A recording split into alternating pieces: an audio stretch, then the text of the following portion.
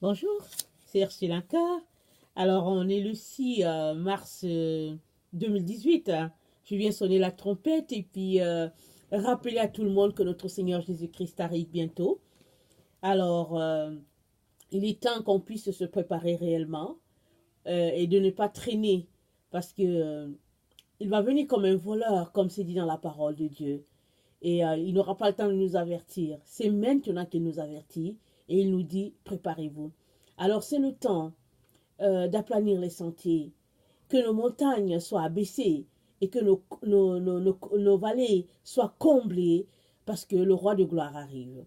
Donc voilà, alors je viens un peu m'excuser parce que bon, je suis très enrhumée, mais cela ne m'empêche pas de venir apporter la parole de Dieu. Alléluia. Aujourd'hui, on va parler de pourquoi les chrétiens n'aiment pas entendre parler d'enlèvement. Donc voilà, oui, dans la forme, on aime entendre parler de ça parce qu'au fait, ça nous signale qu'il y a quelqu'un qui va venir nous chercher pour aller dans un meilleur endroit. Mais pratico-pratique, on n'aime pas beaucoup cela. Alors, quelles en sont les raisons et comment est-ce que on peut trouver une solution à cela? Alors, vous savez que les chrétiens, pour la plupart d'entre eux, sont des gens très rangés, n'est-ce pas? C'est des gens, ils vont pas dans les boîtes de nuit. Disons qu'ils ont un certain standing, ils ont un certain style de vie. Alors, dont ils vivent suivant les règles souvent de leur dénomination. C'est-à-dire que, en gros, on sait que la plupart des chrétiens, quand ils vont dans les églises, ils se comportent d'une certaine façon globale et à certaines différences près, dépendamment des dénominations.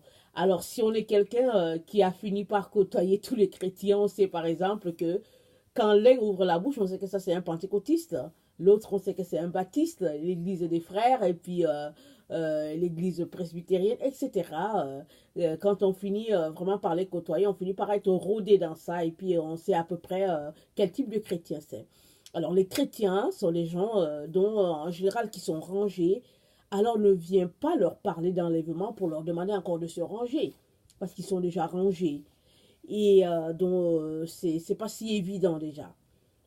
Alors, notre élément, c'est que les chrétiens sont des gens qui, pendant une bonne partie de leur vie, ont essayé de trouver un équilibre à leur monde.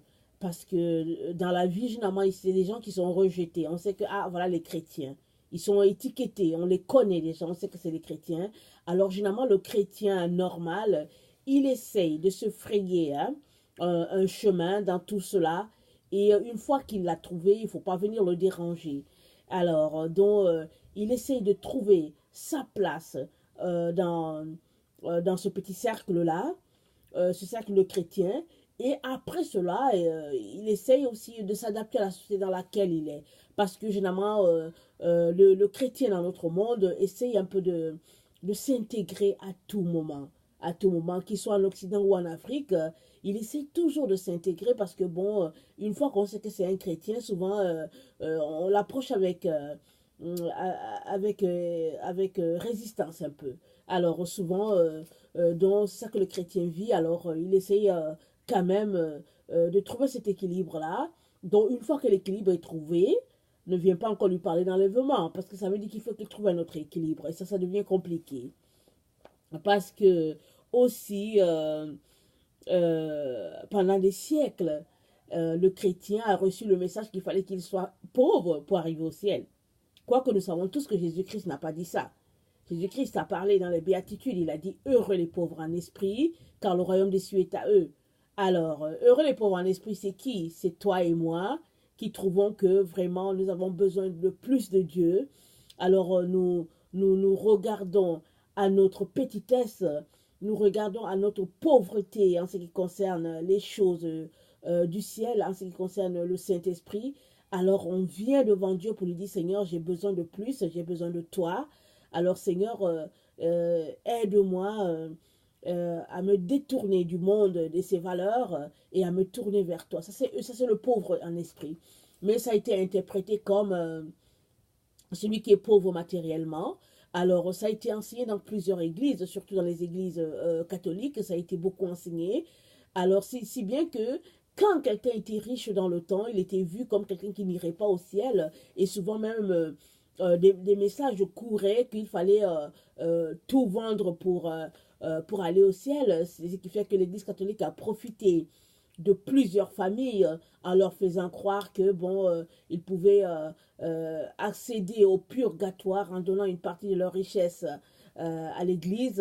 Alors donc beaucoup de gens sont tombés dans ce piège là, si bien que aujourd'hui comme notre siècle euh, est un siècle carrément à l'opposé de ce qui s'est passé par le passé, dans le sens que notre siècle aujourd'hui, on parle d'argent parce que c'est dit dans la Bible que c'est ce siècle-là, ça sera la génération des gens qui seront amis de l'argent, blasphémateurs, fanfarons, manquant de respect à leurs parents, irréligieux, blasphémateurs. Alors voici un peu ce que notre siècle est, carrément à l'opposé de ce qui s'est passé ce qui s'est passé il y a peut-être 100 ans ou 200. Alors, ce qui fait que le message, le chrétien aujourd'hui est confronté vraiment à une vie portée carrément vers le matérialisme. Alors, quand un chrétien entend parler de l'enlèvement, ça veut dire qu'il faut qu'il se détourne complètement de tout un siècle. Et ça veut dire pour ce chrétien-là qu'il n'aura pas d'amis. Alors très souvent, les chrétiens ne veulent pas qu'on leur parle d'enlèvement. Ils se disent que non, je connais, je sais que Jésus-Christ arrive, et ils continuent à mener leur vie comme bon leur semble. Parce qu'ils se disent, je ne vole pas, je ne mens pas, je suis correct dans la société. Alors qu'est-ce qu'il y a encore que je devrais changer pour que les choses soient mieux? Alors, dans les siècles passés, les gens étaient portés à penser aux autres. Donc, quand quelqu'un avait quelque chose, il pensait aux pauvres, il pensait aux voisins qui n'avaient pas grand-chose, et puis son cœur était tourné à faire du bien, parce que c'est ça que Dieu demandait, parce que les gens étaient plus portés vers Dieu dans ce temps-là, et dans notre temps, les gens sont plus portés vers eux, vers le matérialisme et tout, alors ne vient plus ne vient pas leur parler d'enlèvement. Parce que ça veut dire qu'il faut qu'ils changent carrément leurs valeurs, leur façon de penser et comment on appelle ça, leurs habitudes, qu'il faut qu'ils changent complètement cela pour s'adapter à ce message qui porte sur l'enlèvement. Parce que tout le monde, tous les enfants de Dieu savent que enlèvement veut dire que il y a des points à mettre sur les i. Alors quand Dieu dit que préparez-vous pour l'enlèvement, il est en train de dire qu'il est important que tu puisses regarder sur ton chemin, si tu es d'abord en train de marcher sur le bon chemin, c'est ça qu'il te dit. Alors si tu es sur le bon chemin, regarde sur le chemin s'il y a de la broussaille à enlever. Maintenant, si tu n'es pas en train de marcher sur le bon chemin, il est en train de te dire, reviens du chemin où tu es en train de passer et puis reprends le bon chemin. C'est ça le message de l'enlèvement. Alors, comme je venais déjà le partager, les gens ne veulent pas ça. Ils sont déjà embarqués sur une route. Ils ont déjà trouvé un certain équilibre dans cette manière de fonctionner. Alors ne viens pas leur dire aujourd'hui encore qu'il faut qu'ils quittent cet équilibre-là, qu'ils trouvent un autre chemin. Et celui-là de Jésus, qui est un chemin beaucoup plus difficile, qui est plus porté vers la souffrance. Parce que n'oublions pas que dans notre génération, on n'aime pas souffrir. On est la génération des micro-ondes. Alors, on met tout dans le micro-ondes, en 10 minutes, tout est prêt. Et alors que marcher pour l'enlèvement, c'est se mettre à accepter les souffrances de ce monde qui ne sont pas déjà évidentes. Alors, c'est renoncer à la chair et à ses désirs, alors qu'on vit dans un siècle où souvent les week-ends, il faut un temps de famille, il faut se retrouver devant la télévision, il faut tenir ensemble et on se retrouve dans un temps de famille, non pas pour lire la Bible, pour chanter des cantiques, mais on se regarde pour s'entretenir par des films qui sont souvent des films vraiment dépravé, mais il faut le faire parce que le siècle demande ça et on ne veut pas changer nos habitudes parce qu'on se dit que bon, c'est déjà bien cette manière de penser là. Alors les chrétiens n'aiment pas qu'on leur parle d'enlèvement.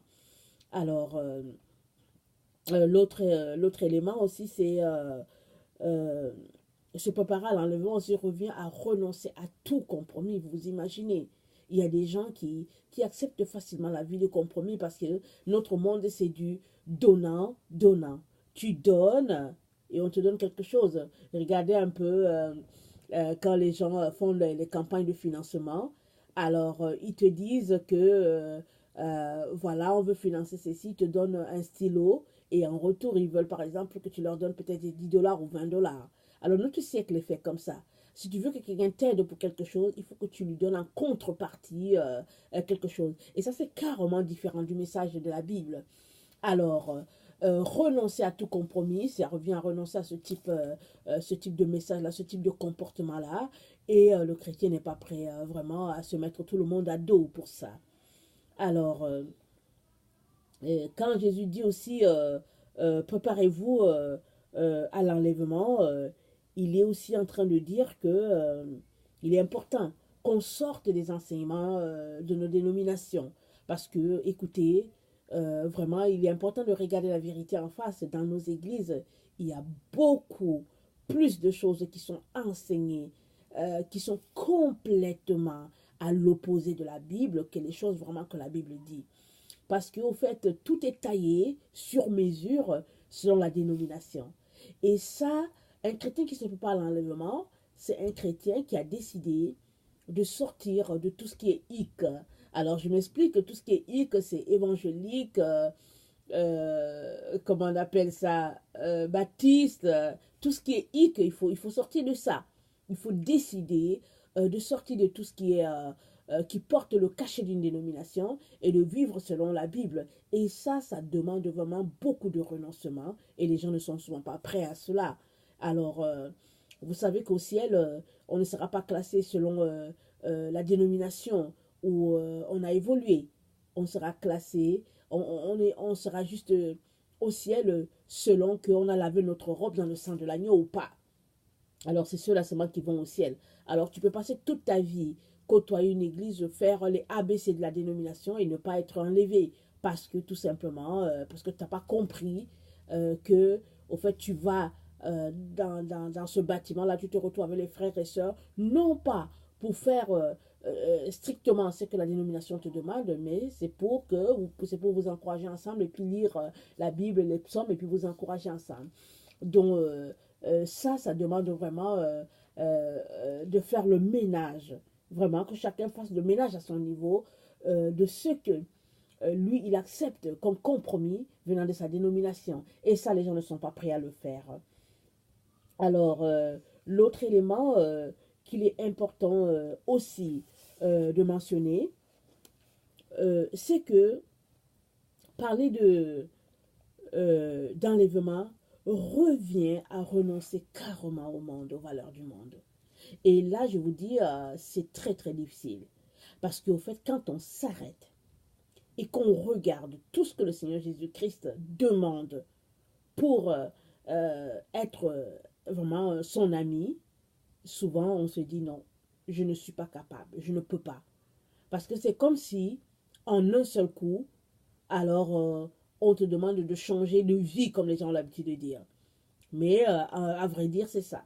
C'est-à-dire, tu marchais dans une direction et le message de l'enlèvement te demande de faire un U-turn et de revenir dans la direction que Jésus veut. Et pour moi, c'est un message très encourageant, dans le sens que souvent on finit par s'égarer, malgré nous. Il y a des moments où on s'égare parce que, bon, on a choisi de s'égarer, on veut aller goûter un peu à l'extérieur, comme a fait l'enfant prodigue, qui a dit, Père, donne-moi ma part de bien. Et il est parti, il a dilapidé tout, il a goûté au monde, il a vu qu'il n'y avait rien de bon, il a décidé de revenir. Ou bien, on se retrouve tout simplement à être perdu parce qu'on on est tombé dans un piège. Alors, on tombe dans un piège, on nous fait croire que non, c'est un peu ça, c'est comme ça que ça doit marcher. Exemple comme l'évangile de la prospérité. On a fait croire à plusieurs chrétiens que Donc, ils pouvaient chercher l'argent et aussi chercher Dieu et que les deux marchaient ensemble. Alors, tous ceux qui sont tombés dans le piège, ils pensent que, bon, c'est comme ça que les choses doivent marcher. Alors, quelqu'un qui entend le message, par exemple, de l'enlèvement, c'est une personne à qui on est en train de dire, non, tu dois sortir de ce double enseignement-là. Parce que Jésus a dit que nul ne peut servir de maître. Ou tu aimeras l'un, ou tu mépriseras l'autre. Ou tu aimeras Dieu, ou tu aimeras maman. Tu ne peux pas aimer Dieu et l'argent. Et un chrétien qui a donné de l'énergie dans rechercher de l'argent pour avoir un certain standing dans la société, quand il entend le message d'enlèvement et qu'il sait ce que ça lui demande, souvent il n'est pas prêt. Il n'est pas prêt à retourner à zéro, à laisser toutes ces choses-là, à dire que non, je me mets à chercher Jésus. Et je peux vous dire que chercher Jésus, vraiment, on ne peut pas le chercher avec deux choses. C'est-à-dire qu'en faisant deux choses à la fois, c'est pas possible. C'est comme si on se mettait à poursuivre deux lièvres à la fois. Finalement, on va attraper aucun.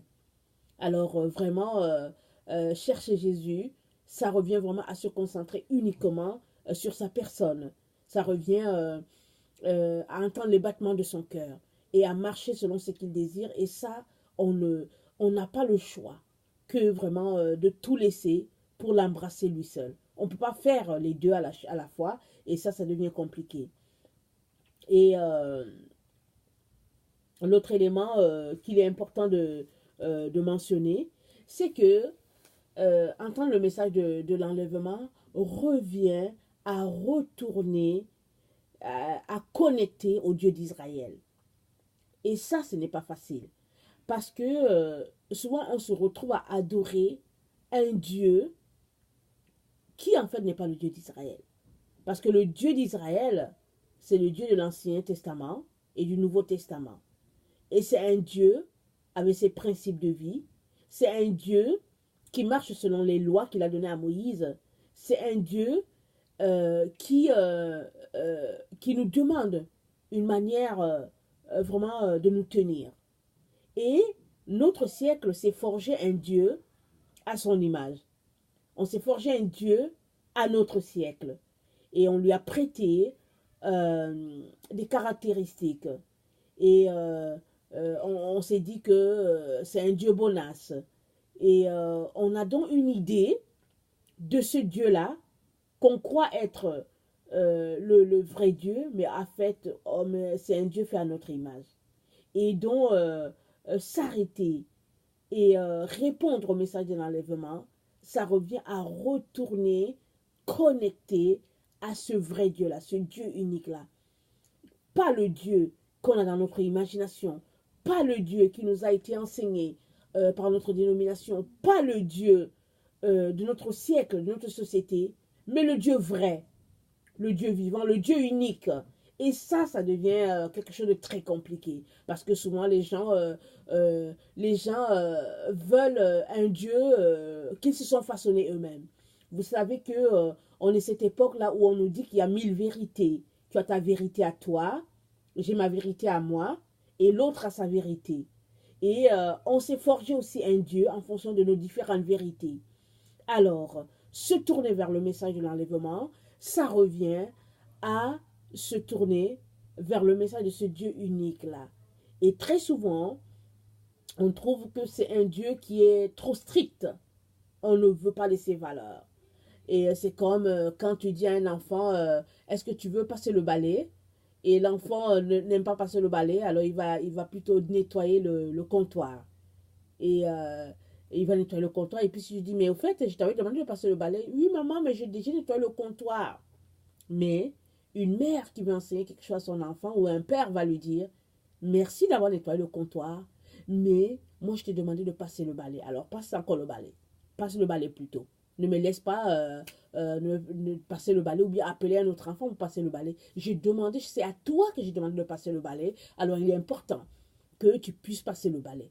Alors, ces messages-là, ces façons de voir Dieu, pardon, fait que très souvent, on ne veut pas trop. On ne veut pas trop entendre parler d'enlèvement.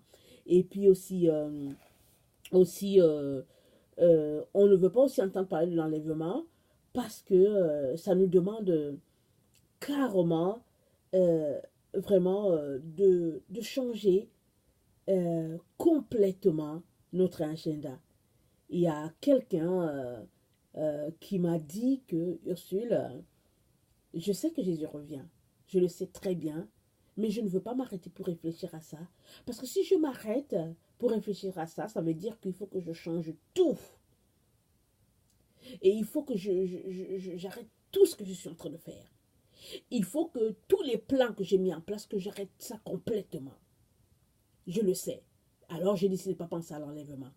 Alors moi j'ai trouvé ça spécial que quelqu'un m'appelle, m'asseye et puis pour me dire ça.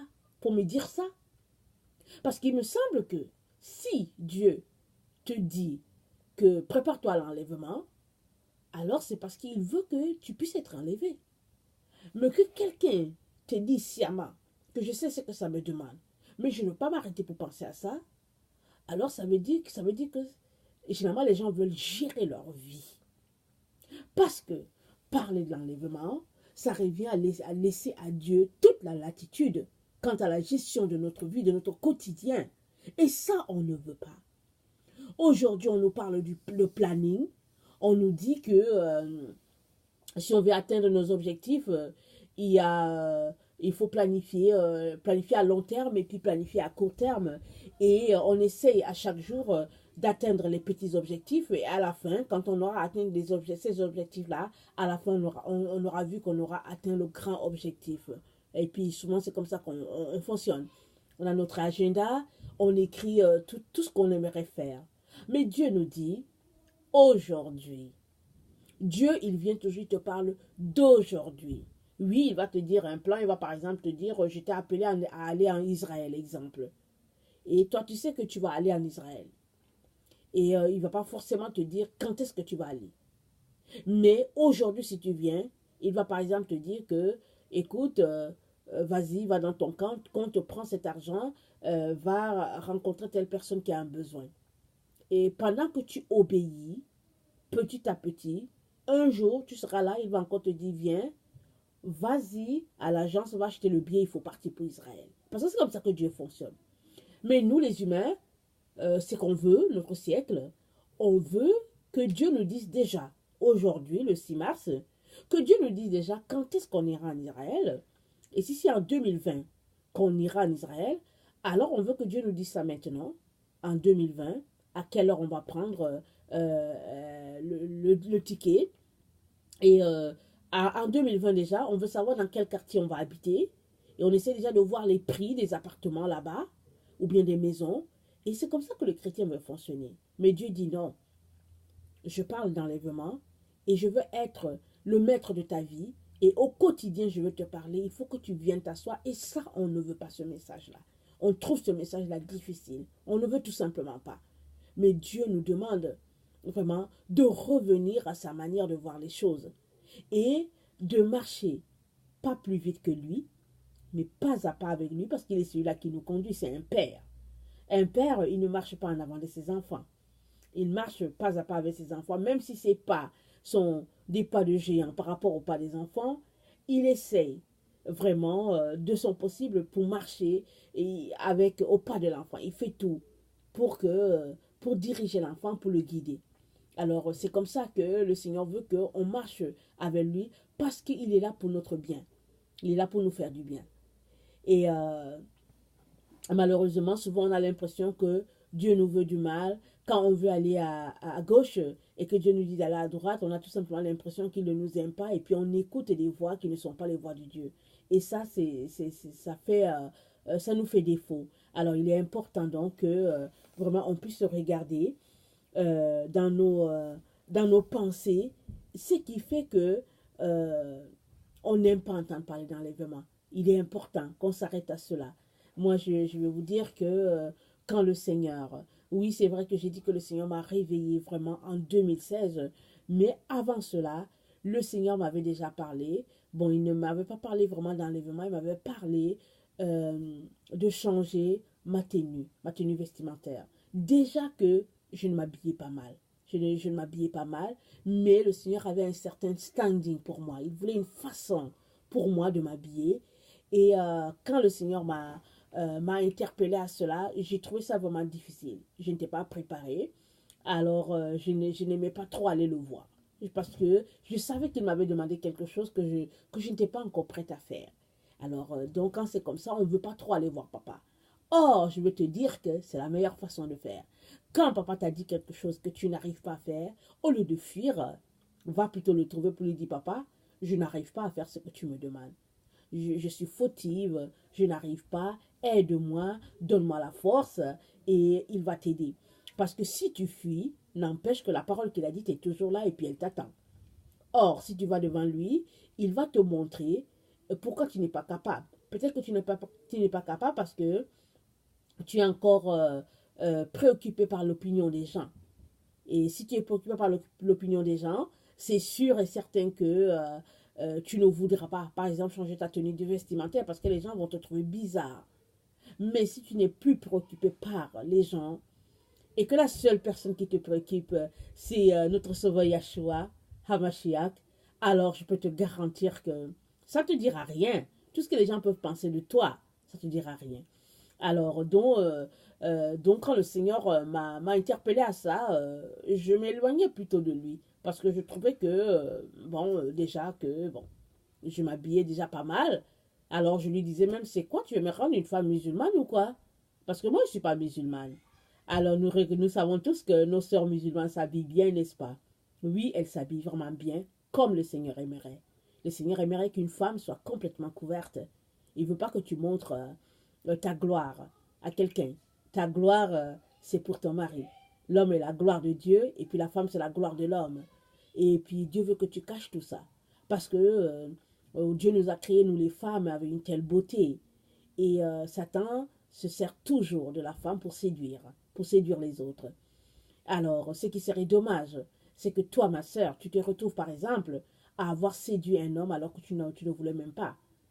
Parce qu'au fait, peut-être tu as porté une petite jupe et tu es passé, il faisait peut-être chaud, et tu as trouvé que tu avais besoin de prendre d'air, un peu de l'air, et en passant, quelqu'un a vu tes belles jambes, et il a langui à tes jambes. Toi, tu es passé sans rien, alors qu'il y a un homme qui est là, qui a admiré tes jambes, et tu l'as fait tomber sans le vouloir. Alors, si tu ne le sais pas, comment est-ce que tu vas demander pardon? Mais ce péché quand même existe devant Dieu, à ton compte, à toi. Parce que si tu t'es bien habillé, il n'aurait rien vu. Alors ça, c'est des exemples que je donne. Alors, se préparer à l'enlèvement revient à changer toute cette façon-là, cette conception-là de notre monde. Je me rappelle quand j'étais un peu petite, ma mère à la maison avec ses deux petites sœurs qui étaient là à la maison. Alors, l'une, sa sœur à elle, l'autre, la sœur à mon père, et puis je les appelle les deux petites sœurs à maman. Alors, elles aimaient souvent parler de mode. Elles parlaient de maxi, de midi et puis de mini. Alors, il y avait la mode maxi, il y avait la mode mini, il y avait la mode midi.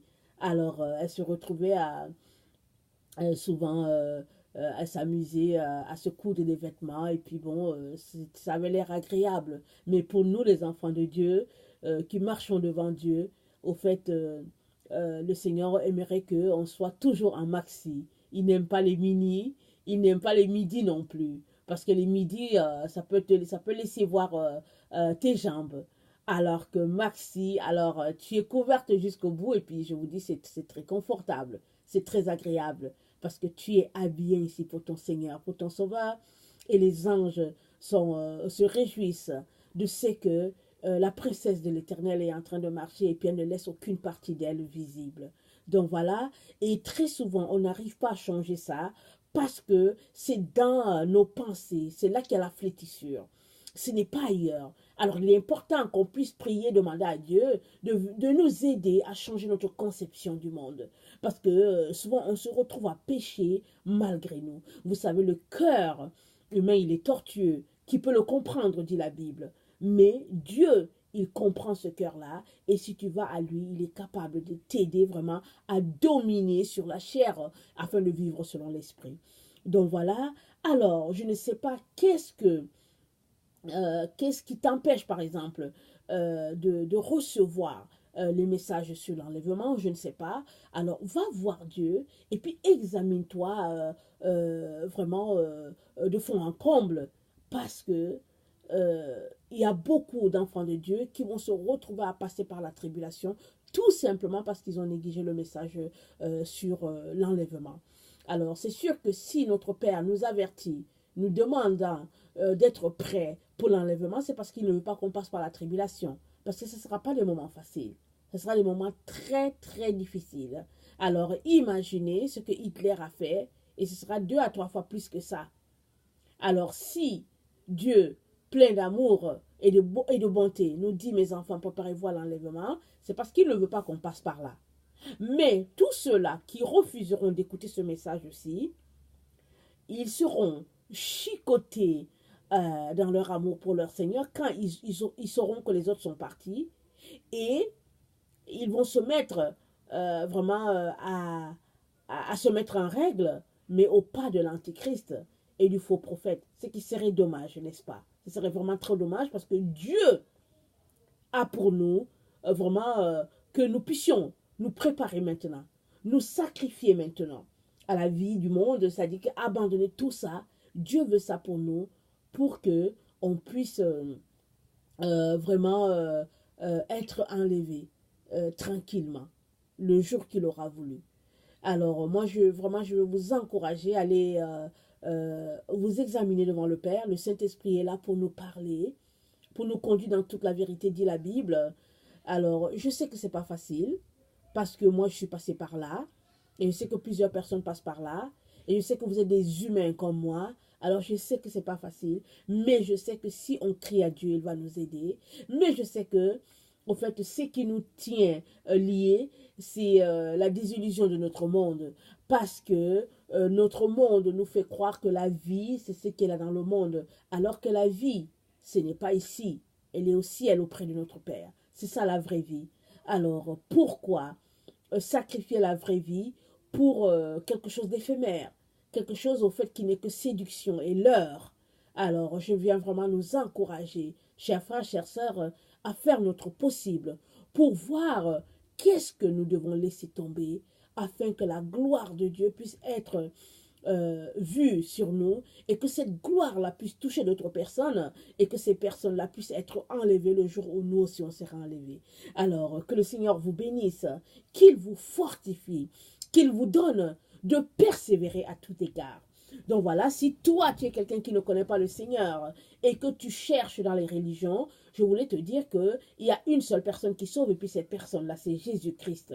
Alors tu peux te dire que au fait, tous les chemins vont te mener à Rome. Je ne sais pas si dans la vraie vie c'est ça, mais Rome, ce n'est pas le ciel.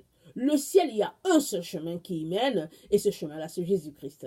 Et Jésus-Christ, c'est la vie aussi, et Jésus-Christ, c'est tout pour nous. Le chemin, la vie. Alors, si tu as Jésus-Christ, alors tu as la vie. Si tu n'as pas Jésus-Christ, tu as tout simplement la mort. Alors moi, je viens t'encourager de la part de notre Seigneur à lui donner ta vie. Maintenant, si tu doutes, prie le Dieu que tu pries déjà, en lui demandant où se trouve le vrai Dieu, et je veux te garantir que le vrai Dieu va se révéler à toi. Très souvent, c'est notre Seigneur Jésus-Christ, Hamashiach, lui-même qui vient. Lui, Yahshua, lui-même qui vient se révéler à toi. Et il te dit vraiment que c'est lui l'agneau qui ôte le péché du monde. Alors, je t'encourage à ne pas rater toutes ces choses-là que Dieu a préparées d'avance pour toi et que tu puisses passer vraiment ton éternité dans sa présence. Alors, rien n'est facile. Alors, si tu crains la persécution, dis-toi que tu seras persécuté plus tard et peut-être que tu seras séparé à tout jamais de la gloire de Dieu. Alors, qu'est par exemple, la persécution de ce siècle comparée à toute la gloire à venir. Alors, je veux vraiment t'encourager à donner tout au Seigneur, à lui poser des questions. Il ne manquera pas de vraiment t'éclairer. Alors, que le Seigneur vous bénisse, qu'il vous fortifie. Sachez que Dieu vous aime, je vous aime aussi, mais Dieu vous aime plus. Alors, merci et puis à la prochaine.